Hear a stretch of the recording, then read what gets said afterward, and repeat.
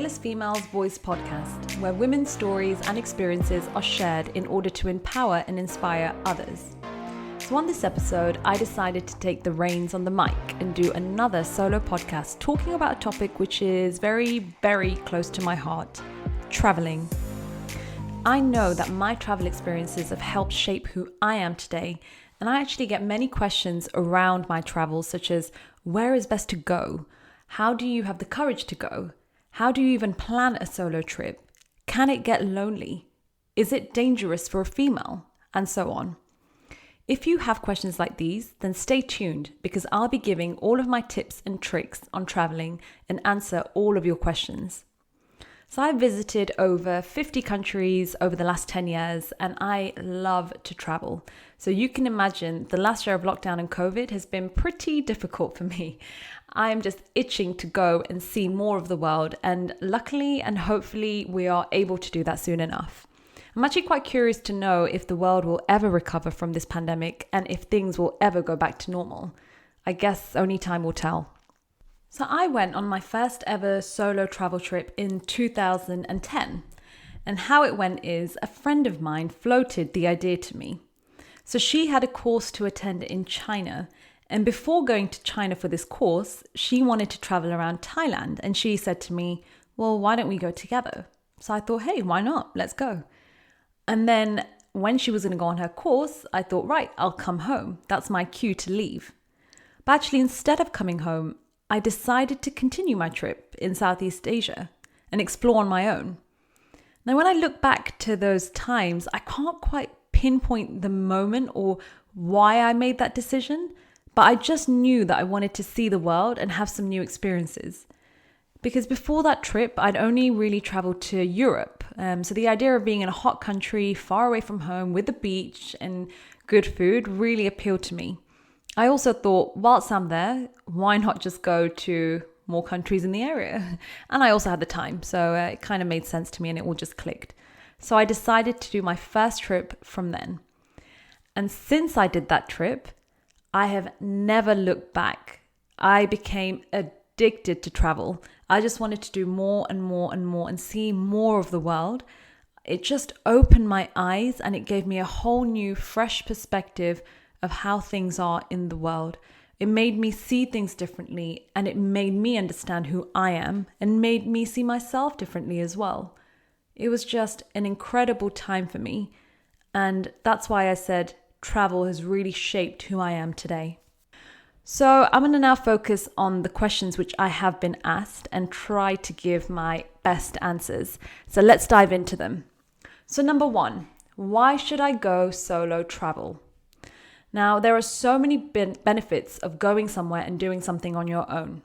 And I found that traveling on my own increased my confidence, freedom, and independence. There's no one there telling you what to do or even helping you if you're in trouble. You're pretty much on your own and you are in total control of your time and space, which was really, really refreshing for me. I was put in situations which took me out of my comfort zone and allowed me to figure things out for myself. I was on a journey of finding myself and learning more and more about my capabilities. Traveling on your own doesn't necessarily mean doing a long 6-month backpacking trip. You could also do a weekend trip away or a day trip alone somewhere, and you'll still see those benefits which I've mentioned. So question number 2, where should I visit if I'm doing a solo trip? So when I get asked this question, I find it tricky to answer as it really does depend on many, many factors. What are you looking to get from your trip? What is your budget? Are there any non-negotiables? So I've done many of my trips based on these things.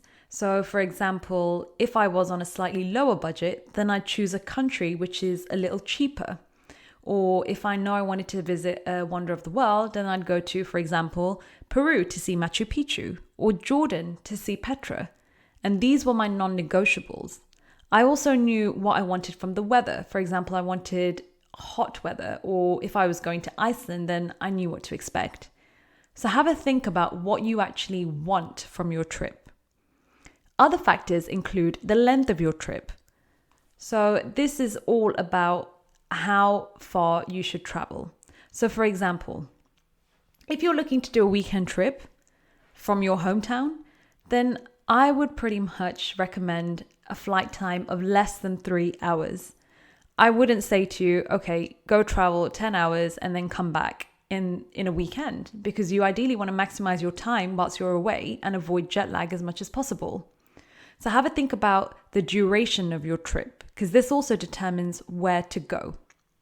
So as a rule of thumb, when people ask me where to go, I tend to point them in the direction of Thailand, especially if they're newbies to traveling. So why? Pretty much because that's the first place that I experienced on my solo travels when I was 20 years old. And majority of the people there speak English. It really does help if the country you're visiting, the people there speak English, because if you're traveling around on a bus or trying to communicate to someone in a store where you're trying to buy something, it just makes life a lot easier. So also in Thailand, the weather, the beaches, and the nature is just stunning, as you can imagine. And I'd pretty much say that it's very safe as well. And there's so many other backpackers and tourists around, so it's easy to kind of blend in and get a good vibe there. This makes it quite friendly and very, very easy to travel around. I did find, though, when I went to Southeast Asia, that there was a slightly younger crowd, whereas in South America, the crowd was slightly older. Now, this is probably because in South America, I found that there were different dangers, let's say, compared to Southeast Asia. So throughout my travels, I have found that different countries have different risk factors.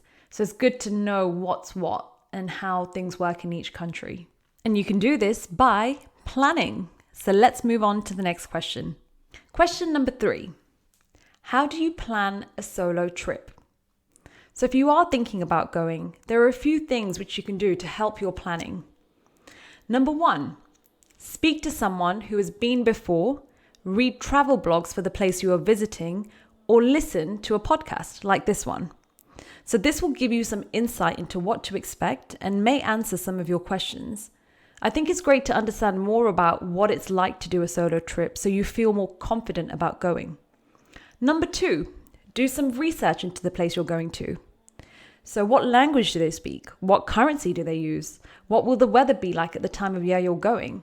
This will just help you prepare for what's to come, such as what to pack, and also whether you need to learn a bit of, let's say, Spanish if you're going to Costa Rica for a short trip.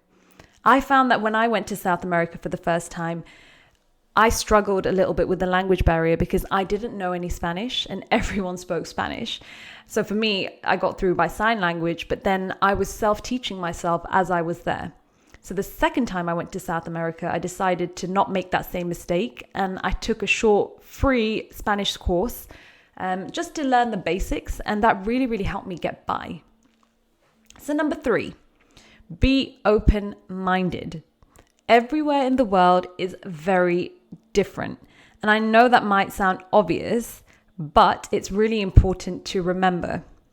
So the people, the culture, the food, and the rules. It's good to stay open-minded and go with the flow. Know that things may be done in a different way to back home, and keeping an open mind will allow you to truly soak in all and appreciate the little details and get involved. So question number 4, can it get lonely being by yourself? What I found is there's a common misconception around if you're on a solo trip, then you are alone or lonely. This is definitely not the case. Yes, you may be alone in the taxi to the airport and even on the plane, but as soon as you land and get to your accommodation, you will be surrounded by like-minded people, and that's your opportunity to make friends if you want to. Everyone is different, and some people want to make new friends, whereas others just prefer to keep themselves to themselves. There's no real right or wrong. Being alone is also not a bad thing. Some people take time off for themselves to reconnect and dig deeper into their thoughts and feelings. It's okay to have a reflective period of time, so traveling allows you to learn more about yourself. If you're the type of person who wants to make friends, then one way to help with that is by staying in a hostel. Whenever I do my solo trips, I always stay in hostels, and more importantly, stay in dorms. Now, I know what you're thinking. Hostels are probably dirty, or there's just so much going on and everyone's partying, or that it's just for young people, or there's no privacy. But that's not true at all. In fact, hostels can be just as clean as hotels these days and have far more facilities. I book my hostels through a website called Hostel World.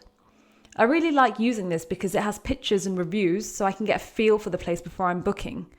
So for example, if I'm going somewhere and I just want to be in a bit of peace and quiet, then I want to make sure I'm not booking a party hostel where they're playing music till 4 a.m. and vice versa.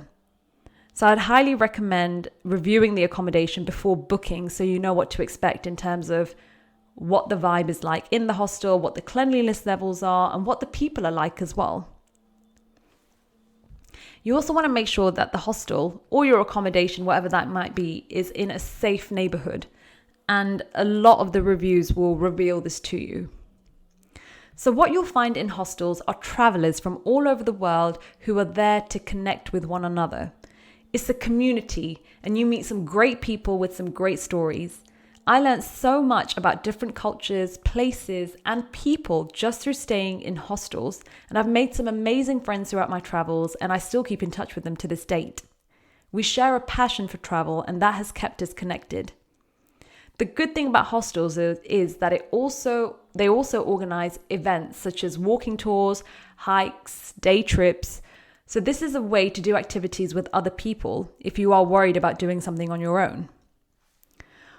Hostels also have independent rooms, so you don't need to worry about staying in a dorm or sharing your room with others. You can always opt for the private room, so you can get changed and be in a bit of peace away from other people. In all honesty, I've never felt lonely on my solo travels, and in fact, sometimes I felt the opposite, that everyone's trying to talk to you and there's a lot going on, and that I didn't get time to myself, as there's just a whole bunch of people around. And that's okay. So I think you just take it at your own pace, and you need to understand, do you want to meet people? Do you want time to yourself? But having a fear of being alone, take that out of your mind, because it definitely won't be the case. Question 5. How do you afford it? Now, traveling doesn't have to be expensive. It is all dependent on where you are going, but there are always ways to keep things on the cheap side. So most major cities offer free walking tours for you, where you can provide a tip at the end just to show your gratitude or worth for the tour. This is not only a good way of seeing the city, but you also get to meet other people and also get some insider knowledge of where the best restaurants and bars are from your guide. When traveling, you may not want to eat in restaurants every day. I mean, imagine being away for 3 months and eating out every single day. I'd probably start feeling a bit sick of it. So you could rent an Airbnb, which has a kitchen, so you can cook some meals, which would definitely be good on your wallet. Alternatively, you could find food markets or street food, which is super tasty and offer cheaper prices. So that just allows you to be a bit more savvy with your spending. Hostels are also cheap accommodation, especially if you're staying in a dorm. I remember back in the day, I've spent probably like £2 a night for a bed in a dorm. I mean, you don't need to go this cheap, and don't worry, there are a range of prices available based on the facilities and location of the accommodation. But as a rule of thumb, you will find cheaper accommodation in hostels. So if you are planning to go away for a while, then try to make some estimates of what your trip would cost. The last thing you want to do is run low on money and miss out on things that you would have loved to have done or seen, because the chances are you're not going to be there again for a very long time. So make the most of where you're at and make sure that you have enough budget for what you'd like to do and see. Question number 6. Is it dangerous? I'll be as open and honest as I can with this one, because danger is everywhere, and being in the wrong place at the wrong time can put you in a dangerous scenario, thus including your hometown. However, I do find there are ways to avoid dangerous situations, and I have failed to do this at times. For example, the one thing which I was told when I went to Argentina is leave your phone in the hostel when going on nights out. So what did I decide to do after a few drinks at the bar? I took my phone with me on a night out thinking, it will be okay. And guess what happened? Someone took my phone. I was so disappointed in myself for letting that happen. I thought, I am pretty much the only one to blame for that, as I wasn't taking the advice given to me. And funnily enough, I was that person who was telling other people, don't take your phone out, don't take your phone out. Just don't know what happened to me that day. But something in me just made me take it out. And I guess it was a lesson that I've learned from. When I went to Bogota, my hostel gave me a map and they said to me to stay within the boundaries of it, as stepping outside would be very dangerous. Now, they didn't really elaborate on that. They just said stay within the boundaries. And for me, I thought, okay, I'm listening and I'm going to take that advice and stick with it. So I did follow the rules and I remained safe throughout my whole time there. Whereas other travelers at my hostel decided to venture out. And that exposed them to these dangerous situations, which I heard about when they got back. And I can honestly say I'm very glad that I did not step outside those boundaries. And the same thing is then when someone says, don't walk home in a group or by yourself after a night out, get a taxi back. Follow this advice. Don't let your judgment take over. The advice has been given for a reason based on past experiences. Keep yourself safe.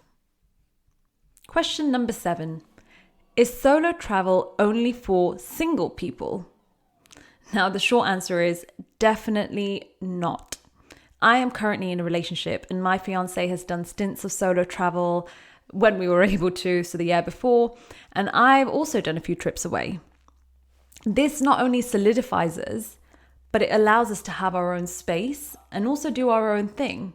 So when people think of traveling, they think of young backpackers, partying and lots of crazy moments. But actually, being away by yourself can be relaxing, reflective, and full of spiritual moments. So I would say going away by yourself is definitely something to discuss with your partner and understand the reasons for what they'd like to get out of it. But it's definitely a good thing. I think having some time apart and alone is healthy for a relationship, as you are your own people and have your individual lives as well as a life together. Don't get me wrong, I've also done a lot of travel with him and I actually loved those experiences as well. So there's no real right or wrong. I think it just depends on the time of the space that you're in at that time of life. But I wouldn't say it's only for single people. So overall, I've not really been in any life-threatening danger. I've loved all of my trips away and always remained vigilant wherever I go. Safety, especially as a woman, is very, very important to me. Thanks so much for listening to this podcast and reach out if there are any other questions which you may have around travel. I love speaking about it, so always open to hear your thoughts and comments. Thank you.